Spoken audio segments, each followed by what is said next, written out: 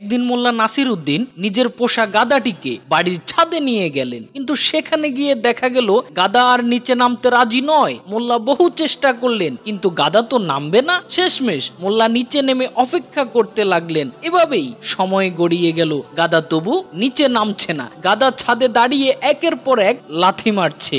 মোল্লার মনে হলো গাদা ছাদ ভেঙে ফেলার চেষ্টায় আছে। বাড়ির ছাদ বেশ পুরনো, সামনে বর্ষাকাল, ছাদ ভেঙে গেলে ঝড় বৃষ্টি থেকে বাঁচা মুশকিল। মোল্লা আবার ছাদে উঠলেন গাদাকে নামানোর জন্য, কিন্তু গাদা 1 ইঞ্চিও সরল না, বরং তার লাথির তীব্রতা বেড়ে গেল। শেষমেশ মোল্লা গাদাকে ধাক্কা দিয়ে নামানোর চেষ্টা করলেন, কিন্তু ফল হলো উল্টো। গাদা হঠাৎ লাথি মেরে মোল্লাকে ছাদ থেকে নিচে ফেলে দিল। মোল্লা গুরুতর আহত হয়ে মাটিতে পড়ে রইলেন। তার হাত ভেঙে গেছে, কোমরেও চোট লেগেছে।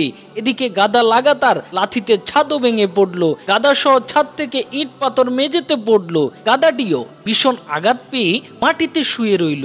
আর পা ভেঙে গেছে, উঠে দাঁড়াতে পারছে না। কি বুঝলেন?